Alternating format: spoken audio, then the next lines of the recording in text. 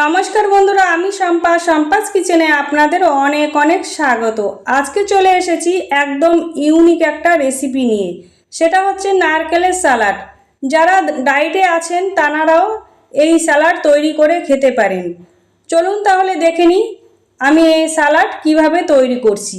তার জন্য আমি নিয়েছি এখানে কিছুটা পরিমাণে নিয়েছি নারকেল কুড়িয়ে।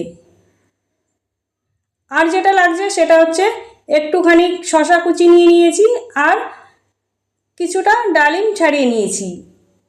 একটা পাত্র নিয়েছি, কুড়িয়ে রাখা নারকেল নিয়ে নেব। নারকেলটা নেওয়া হয়ে গেলে এবার শসা কুচিটা আর ডালিমটা আমি নিয়ে নেব।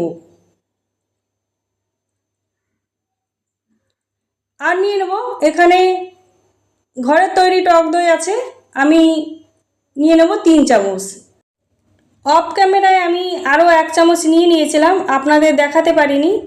আর নিয়ে নেব হাফ চামচ, এটা সন্দক নুন আছে, পূজার নুন যেটা হয় সেটা দিয়ে ভালোভাবে আমি মিশিয়ে নেব।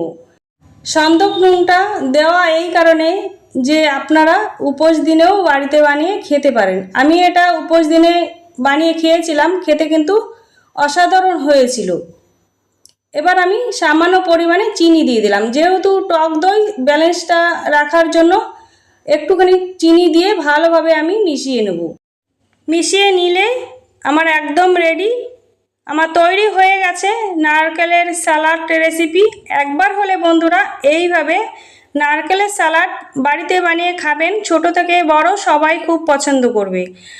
আমার এই ছোট্ট রেসিপি যদি আপনাদের ভালো লেগে থাকে, লাইক কমেন্ট শেয়ার সাবস্ক্রাইব করে আমার পাশে থাকবেন। আজকে তাহলে এই পর্যন্ত, সবাই ভালো থাকবেন, সুস্থ থাকবেন। আবার চলে আসবো অন্য কোনো রেসিপির সঙ্গে, ততক্ষণে সাবধানে থাকবেন।